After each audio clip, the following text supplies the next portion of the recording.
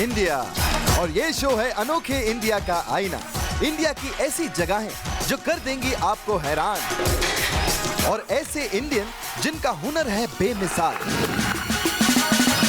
सबसे पहले चलेंगे उस साफ सुथरे गांव में जहां कचरे का एक तिनका भी नहीं मिलेगा। फिर जानेंगे मस्त कलंदर जंतर मंतर के पीछे की साइंस। पता करेंगे किस इंडियन लिटिल मास्टर ने बनाया है लिम्बो स्केटिंग का रिकॉर्ड, और कौन है ये बंदा जो है रबर से भी ज्यादा फ्लेक्सिबल। देखते रहिए OMG ये मेरा इंडिया। तो बोलो OMG ये मेरा India. Oh my God, awesome है देखो इंडिया। OMG ये मेरा इंडिया।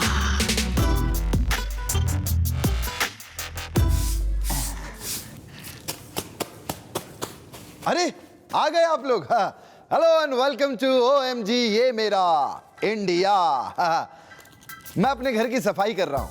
नहीं, सफाई घर की पहले से ही है, बहुत साफ सुथरा है। लेकिन क्या है, मेरी माँ ने कहा बेटा घर को एकदम चकाचक साफ सुथरा रखो, उससे क्या सक्सेस मिलती है। क्या हुआ, शायद आपको मेरी बातें अब भी बकवास लग रही होंगी ना। लेकिन मैं अब आपको जिस गांव से मिलवाने वाला हूं उसको अवार्ड मिला है, और वो भी सिर्फ और सिर्फ अपनी सफाई के लिए। आइए देखते हैं। वाह क्या लोकेशन है। अरे लेकिन एक मिनट, ये तो OMG मेरा इंडिया है ना, तो आज हम ये फॉरेन लोकेशन पे क्या कर रहे हैं? कमाल है नहीं? वैसे जो भी है इट्स वेरी ब्यूटीफुल। और कितना क्लीन है देख रहे हैं आप? देखकर ही दिमाग फ्रेश और दिल रिफ्रेश हो गया, मानना पड़ेगा। पर आप भी सोच रहे होंगे ना कि भाई ये देश कौन सा है? तो गाइस ये है मेरा इंडिया।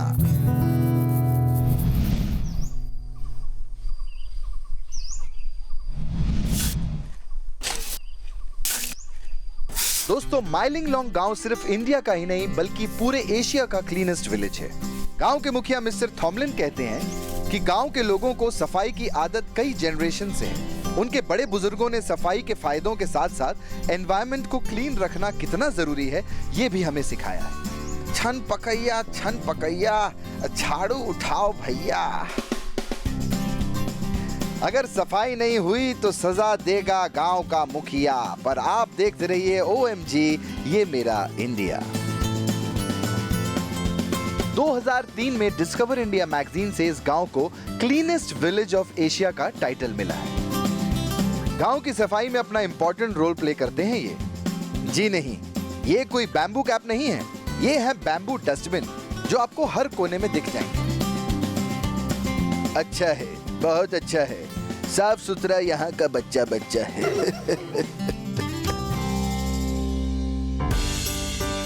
ये solar panel lights electricity conservation का बेहतरीन एग्जाम्पल है और एक क्लीन एनर्जी सोर्स भी है।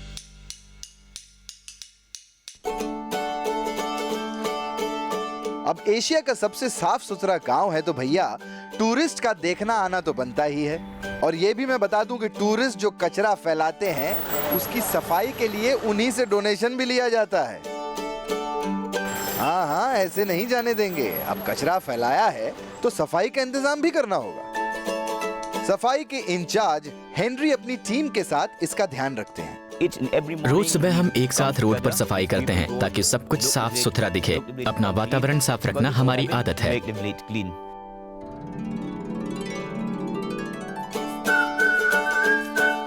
यहाँ यूरोप के कुछ शहरों से ज्यादा सफाई है।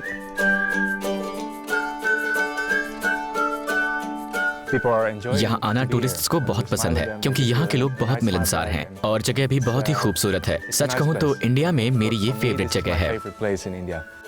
सूखी पत्तियों, फूलों वगैरह को गड्ढों में इकट्ठा किया जाता है और जिसकी 1-2 साल में खाद तैयार हो जाती है। राइस और वेजिटेबल जैसा लेफ्ट ओवर खाना गांव से दूर पिग्स को खिलाया जाता है। ज्यादातर घरों में सोक पिट है और जिनमें नहीं है उन्हें विलेज काउंसिल ने जल्द से जल्द बनाने के ऑर्डर्स भी दिए हैं।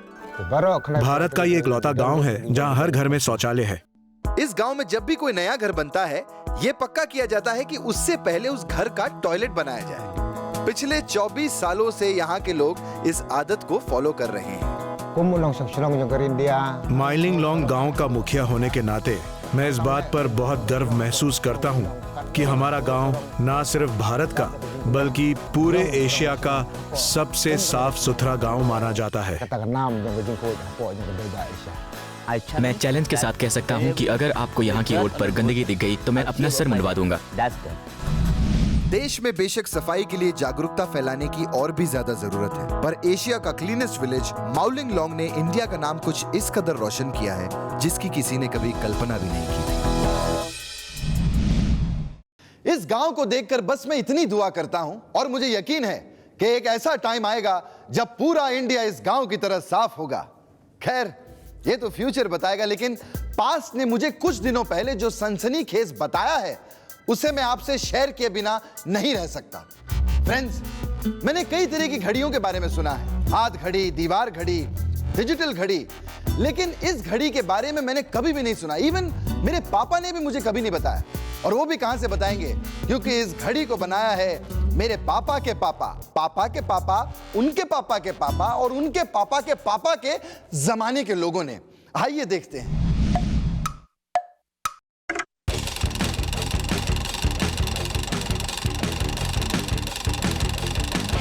ऊपर वाले ने कभी यह नहीं सोचा होगा कि इंसान एक दिन वक्त अपनी कलाई पर बांधकर घूमेगा और उसके बावजूद पल पल वक्त की कमी को भी कोसेगा। एक युग था जब चढ़ते सूरज से वक्त का पता लगाया जाता था। आज एनालॉग के साथ साथ डिजिटल ऑप्शंस भी मौजूद हैं और टाइम पता लगाने के लिए कुछ और भी चीजें थी।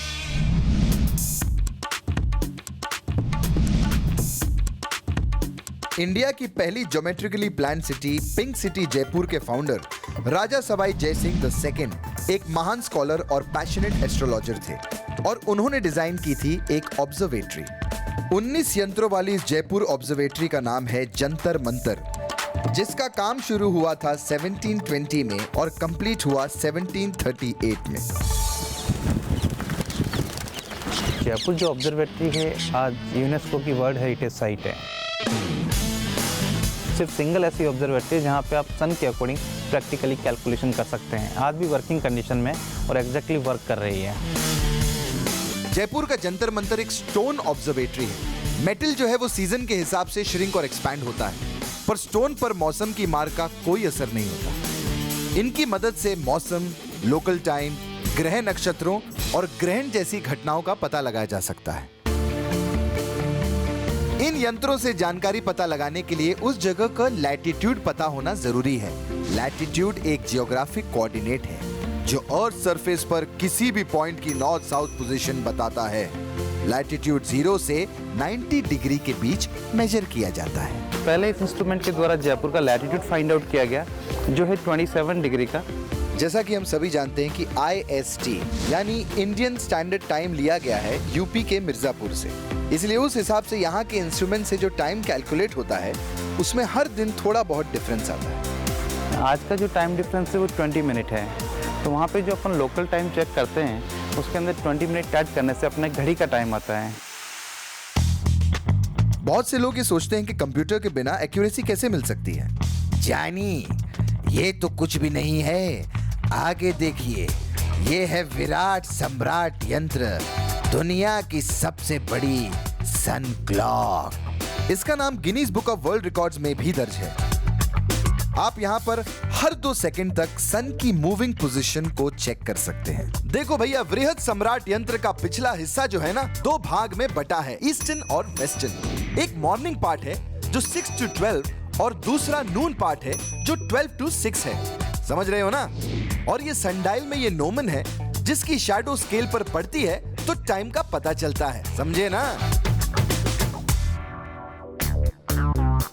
यहाँ पर और भी इंस्ट्रूमेंट्स हैं, जैसे जय प्रकाश यंत्र जिससे एल्टीट्यूड का पता लगता है, चक्र यंत्र जिससे टाइम का पता लगता है और क्रांति वृत्त यंत्र जिससे दूसरी एस्ट्रोनॉमिकल इंफॉर्मेशन ली जाती है। 19 यंत्रों वाली जयपुर स्टोन ऑब्जर्वेटरी का आज भी वर्किंग कंडीशन में होना सबूत है इंडियंस के बेमिसाल दिमाग और उनकी मेहनत का। मैं सलाम करता हूं उन साइंटिस्ट को जिन्होंने बिना मॉडर्न टेक्नोलॉजी के इस्तेमाल से आज के टेक्निकल वर्ल्ड को इंस्पिरेशन दी। OMG, ये मेरा इंडिया।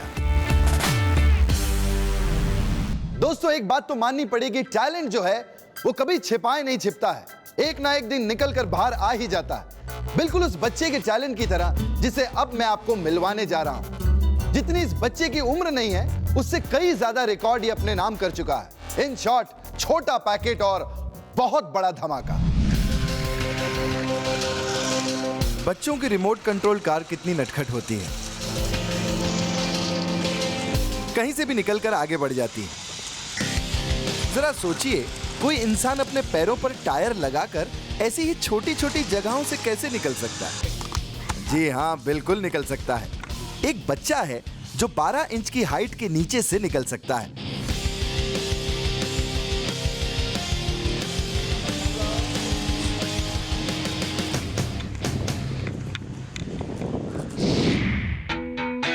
द्वारका, न्यू दिल्ली। यहां होने वाला एक कमाल का खेल जिसे दिखाएंगे तिलक केसम। तिलक सिर्फ 7 साल का है और वो यहां करने वाला है लिम्बो स्केटिंग।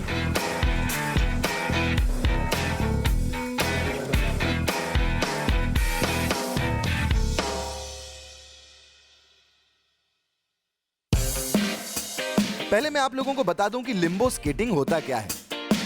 ये एक ऐसा स्पोर्ट है जिसमें खिलाड़ी रोलर स्केट्स की मदद से हॉरिजॉन्टल पोल्स जैसे ऑब्स्टिकल्स के नीचे से निकलता है, और वो भी उन्हें बिना टच किए।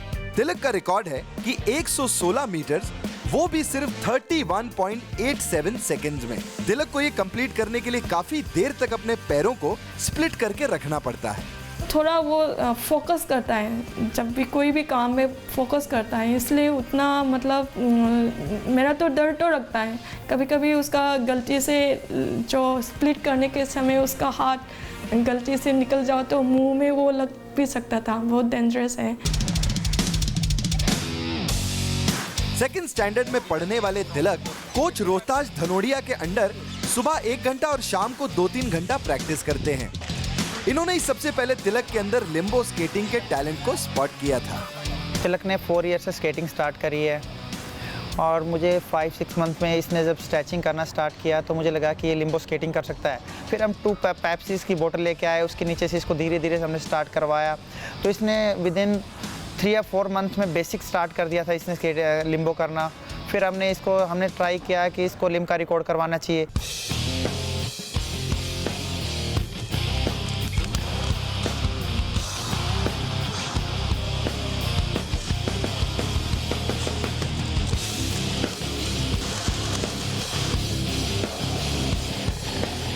तिलक एक बार में 116 बार्स पार करता है।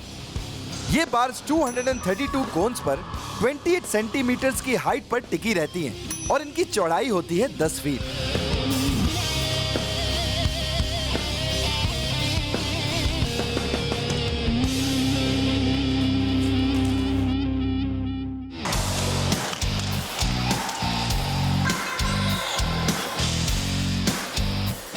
गुरु, इस छुटके की अचीवमेंट की लिस्ट लंबी है। 2013 में रोलर स्केटिंग करना शुरू किया तो ये ठीक से बैलेंस भी नहीं कर पाता था। फिर 3 महीने की प्रैक्टिस के बाद ये पहला मेडल जीत कर लाया और फिर तो मेडल्स की बौछारी लग गई भैया। और तिलक ने लिम्ब का रिकॉर्ड्स भी बनाया है। वो है 50 metres U turn limbo skating का रिकॉर्ड। ये बच्चा अभी से अपने सुनहरे फ्यूचर के लिए पूरी मेहनत कर रहा है। इस काम में उसके पेरेंट्स भी उसका पूरा साथ दे रहे हैं।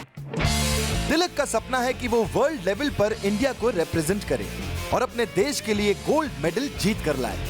अपनी फ्लेक्सिबिलिटी को अपना एडवांटेज बनाकर स्पोर्ट्स में इस्तेमाल करना और पूरी दुनिया में अपना नाम करना, कुछ ऐसा ही कर रहा है तिलक केसम, जो बड़े होकर भी स्केटिंग में इंडिया का नाम नई ऊंचाइयों तक ले जाना चाहता है।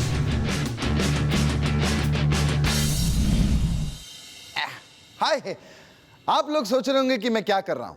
दरअसल मैं इस बच्चे से इंस्पायर्ड होके अपनी फ्लेक्सिबिलिटी चेक करने की कोशिश कर रहा था लेकिन ये मेरे बस का काम नहीं है, और ये जिसके बस का काम है उस इंसान से अब मैं आपको मिलवाने वाला हूं। जी हां, ये इंसान इतना फ्लेक्सिबल है कि इसे देखकर आप अपने हाथ जोड़ लेंगे, क्योंकि ये इंसान अपने दोनों कंधे आपस में जोड़ लेता है। हम पहुंचे हैं लुधियाना, पंजाब के एक स्कूल में। स्कूल लाइफ के भी अपने ही मजे होते हैं, पढ़ाई छोड़कर सब कुछ इंटरेस्टिंग लगता है। पर हमारे जो जसप्रीत हैं, इनको पढ़ाई पसंद है, स्पोर्ट्स भी पसंद है और दोस्तों के साथ मस्तियां, खैर ये किसे पसंद नहीं होगा। ये है जसप्रीत कालरा। भले ही ये सिर्फ है 15 साल के, पर ये है the most flexible man of India.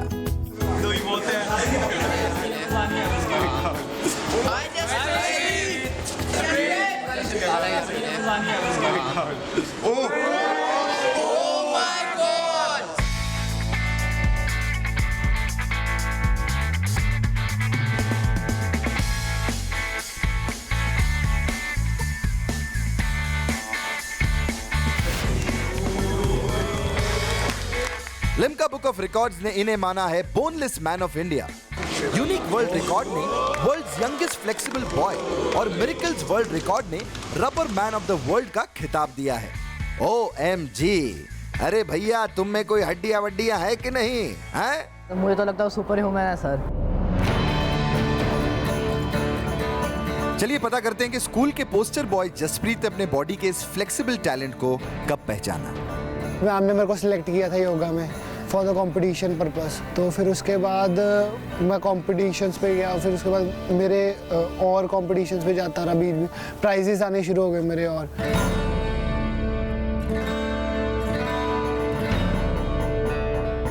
Yoga practice से वो कुछ ही महीनों में अपने हाथ की 360 डिग्रीज की रोटेशन अचीव कर ली। धीरे धीरे शोल्डर डिसलोकेशन जैसे बेहद मुश्किल स्टंट्स भी जसप्रीत आसानी से करने लगे।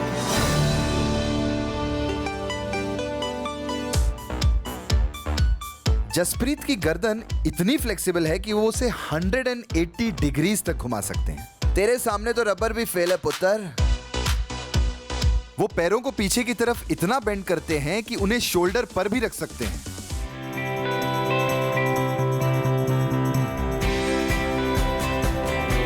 छोटे बच्चे वो भी मेरे को देख के इंस्पायर होते, तब सबसे ज़्यादा अच्छा लगता है कि कोई हमको देख के इंस्पायर हो रहा है। पहले कहाँ ही हम किसी से इंस्पायर हो रहे थे, अब लोग हमसे इंस्पायर हो रहे हैं। जब अक्सर बच्चे सुबह की मीठी नींद में खोए रहते हैं, जसप्रीत सुबह सुबह 5 बजे उठकर 2 घंटा योगा की प्रैक्टिस करते हैं। बॉडी की ऐसी फ्लेक्सिबिलिटी है कि स्कूल की योगा टीचर भी इन्हें देखकर हैरान रहती है।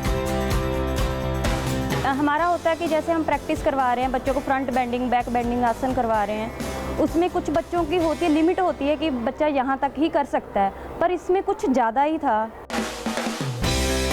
डॉक्टर्स के लिए भी जसप्रीत का अपनी बॉडी से ऐसी मूवमेंट्स करना चौंकाने वाली बात है। उनका कहना है कि ऐसी मोबिलिटी बहुत ही यूनिक और अनयूजुअल है। हमने इसके एक्सरेज किए थे, मल्टीपल एक्सरेज किए थे नॉर्मल पोजीशन में, और जब वो हाइपर एक्सटेंड कर लेता था, हाइपर मोबिलिटी कर लेता था, उस ड्यूरेशंस में किए।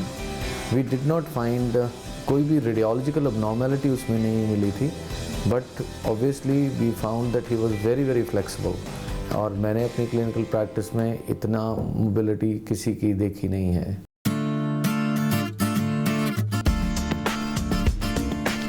पर जसप्रीत कहाँ रुकने वाले हैं? उनके फ्यूचर प्लान्स तो और भी ट्विस्टेड हैं। उनका सपना है कि इस टैलेंट से वो इंडिया का नाम पूरे वर्ल्ड में रोशन करें।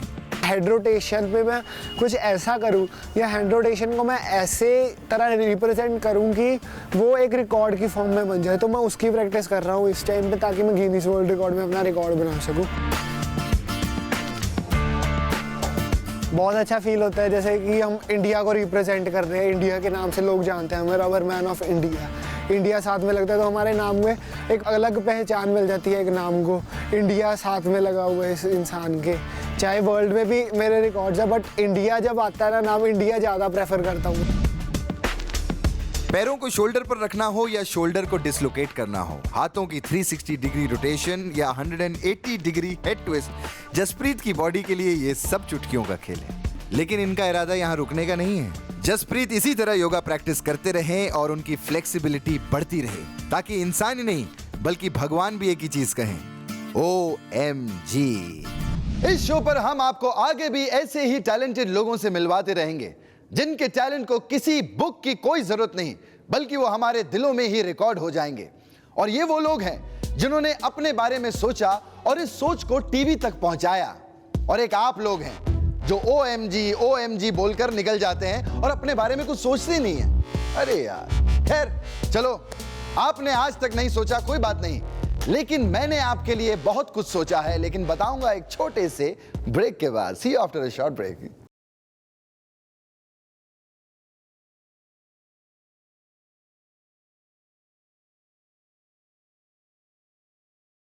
दोस्तों, हर इंसान के अंदर एक अलग खूबी होती है, बस जरूरत होती है उसे पहचानने की, उसे निखारने की।